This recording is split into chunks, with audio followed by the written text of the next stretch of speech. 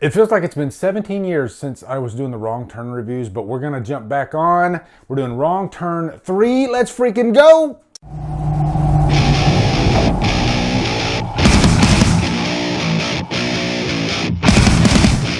Wrong Turn 3 stars Tom Frederick, Janet Montgomery, and is directed by Declan O'Brien. What's up, guys? It feels good. Welcome back to the Wrong Turn reviews. My vinyl of choice that I was listening to while I was getting ready to record was Ace Frehley, Frehley's Comet. Have a big history with Frehley's Comet from the 80s. I was a Frehley's Comet fan probably before I was a Kiss fan, which is weird, but maybe I'll talk about that on an upcoming DD Live. But we are finally jumping back on the Wrong Turn reviews. It's been, I think before Christmas was when I was doing these. Now, for those that are new here, I'm all over the place with this franchise, okay, as far as the order that I'm reviewing them. I did, of course, the remake when it first came out. I done the original. So I thought, you know what, why not just go backwards, since everybody says they just get worse as they go. So I started with, I think, 6, which is pretty much the softcore porn version, and I've worked my way back. I will say, as of right now, 4 is probably my favorite Wrong Turn movie. And that is probably controversial, but I really enjoyed that movie, okay? So now we're jumping on to Wrong Turn 3, and right out the gate, it's not as good as 4. I'll tell you that right now.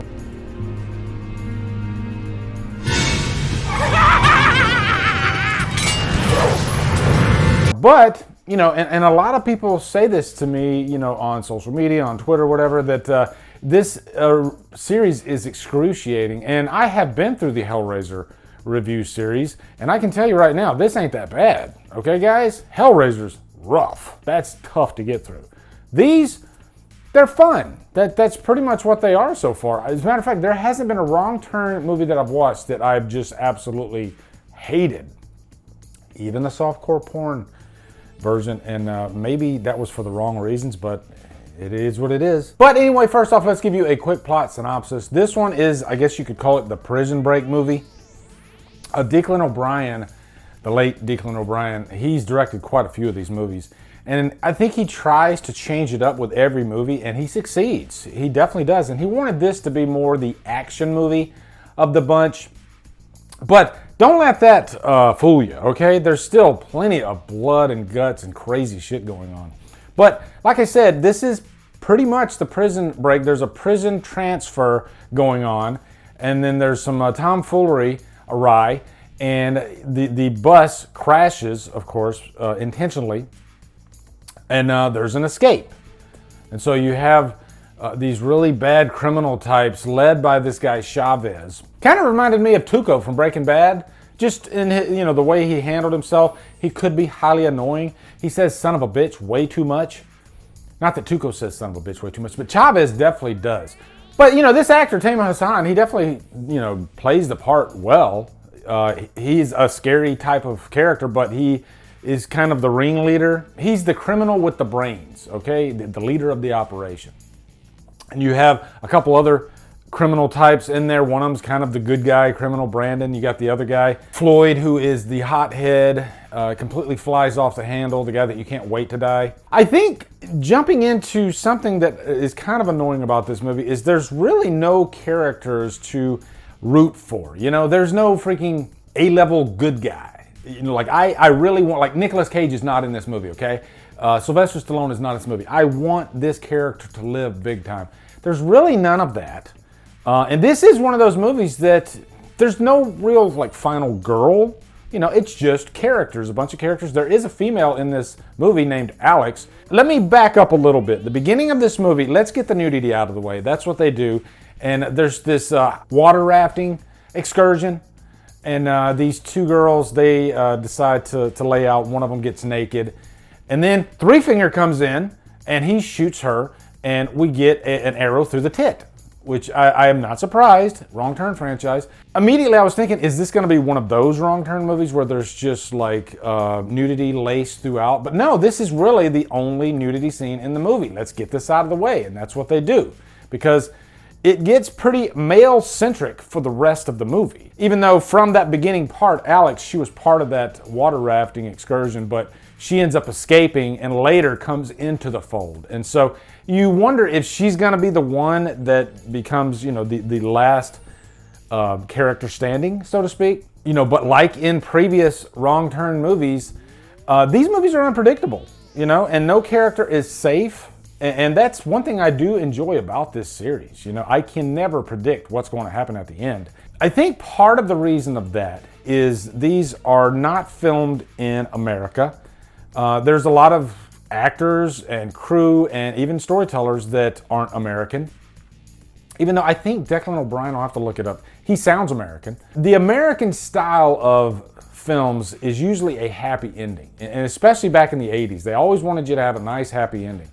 And that still is true to an extent. But if you go overseas, a lot of those films, especially the French horror films, Asian horror films, I think more times than not, there's an ending that's filled with sadness and bleakness and not too good. And maybe that bleeds over into the Wrong Turn franchise. But really, this isn't a complex plot at all. This is an A to B movie. Characters needing to get from A to B, And Three Finger is there to make their life a living hell along the way. Now, one thing I do like about this movie is you have a good guy, or a group of good characters. You have a group of bad characters, criminals, and then you got Three Finger, who is the ace in the hole. He's far worse than the bad guys, but he comes into the good guys' favor because he doesn't care about anybody. Get the hell off my land. And if you're here, I'm gonna eat you. I'm hungry. Let's talk about the kills in this movie, because I will say this has some fantastic kills. If I were to do a top 10 kills from the Wrong Turn franchise, I might have to do a top 20 because there's just so many freaking kills in this franchise. And this movie definitely holds its own. And there might be a few contenders in here. The egg slicer kill is freaking awesome.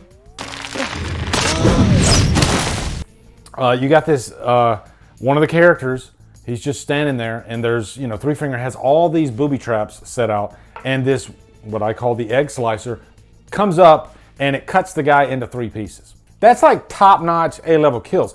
Granted, there's definitely some CGI involved, and I can imagine if you had to do that practically, it'd probably be a tough kill to pull off, And you'd probably have to do it quite a few times, whereas if you do it with some aid of the CGI, then you might fare better. So I get what they were going for here. Now, another one, oh my God. Three Finger with his freaking tow truck. He grabs one of the prisoners, bounds him up with barbed wire.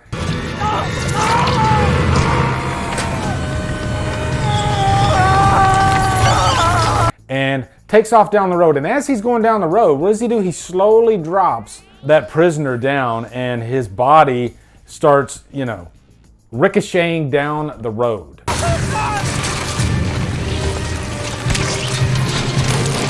Talk about road rash level 3000. Okay, strawberries for days. And I think you get my point here. This movie is just filled with a lot of these really fun, great kills. It's definitely not the best Wrong Turn movie in terms of characters. Even though, the actors, they do a great job of trying to keep this thing going, you honestly just are ready for them to die. Every single one of them. I can't wait for them to die. It's not that I hate them, but that's what Wrong Turn is. Three Fingers here, he's gonna give us some great kills. So let me just sit back, eat my popcorn, and just enjoy this. And that's what this is. I don't really care for the cinematography in this movie, just because the whole movie takes place at night. I much preferred, like Wrong Turn 4, how it takes place in the snow, they're inside. I just like on a set when they play around with the lighting. Even if it's at night, you can get creative. You can do some backlighting. You can play with some colors. Just a lot of opportunities, and I thought they were just kind of lost in this movie. The whole movie just feels bleak and black. And in a way, that hurts the characters too, because it doesn't really give them a way to shine. Most of these characters are in a uniform. You got your prisoners that are in orange. You got your cops that are, dressed in blue, dark blue. And so there's just not that much that's interesting there. But, speaking of the kills, I've only told you about half of the kills, and the other half are really effective, really great. If anything, you might not like the set dressing and all that, but at least you're promised a good kill like every 15 minutes. Watching the behind the scenes on this movie, I could tell that Declan O'Brien was just a really passionate filmmaker, and he loved doing these types of movies. That's always a pro. You can tell that there was definitely some fun to be had behind the scenes. And I think that stuff really just bleeds through in the final product. Not saying it was easy. It looked like it was a tough shoot for sure. And I'm sure they went home pretty tired, but at least you get a fun end result. Now, there are some stupid decisions in this movie too. I said Chavez was the ringleader, but he's definitely not Kaiser Sose. There's a section in the movie where they come up on this bank truck. I think that's what you would call it, a bank truck. Money truck, yeah. You see all those like Loomis money trucks? They come up on one of those, and Chavez wants every person to grab 2 bags of money. And I can believe that, of course. He's wanting to get rich. It gets so far in the way of the mission, and it really slows the mission down that, you have a character that his leg is just gone. It's completely out, right? And so he's still forcing the guy to carry 2 bags of money. The stupidity is just absurd. So it's just one of those scenarios where you're kind of yelling at the screen like, what the hell are you doing? Also, they do give Three Finger a little bit of a subplot in this because his son was killed. And so it becomes more of a revenge story because Three Finger ain't having it. And so he hunts these suckers down. Which that was pretty cool. Because usually in these movies, Three Fingers just kill him just because they're there, But when they kill his family, then that's another story. So overall, guys, I'm definitely going to give this movie like a high humdrum. Not my favorite of the bunch. If I did my ranking, this would definitely be down there near the lowest, which is saying something about the franchise, really. But still some fun moments for sure. And I hear that part 2 is definitely a lot of you guys' favorite, or maybe second favorite. Just so many of you guys have even told me, yeah, you gotta watch part 2. So I'm looking forward to finally watching part 2 and closing off the Wrong Turn franchise. And I'll do a new ranking. Well, a ranking. I've never even done a ranking for this franchise right after. So looking forward to that. So anyway, guys, post down in the comments your thoughts on Wrong Turn 3, Left 4 Dead. Looking forward to hearing them. Also, be sure to come over to Killer Flicks, where we talk horror all day and every day. And on Fridays, Rudy Free for Fridays. Follow my Drumdums on all my socials. Support me on Patreon. Buy me a coffee. Anyway, guys, thank you so much for watching. Have a good day. Drumdum out.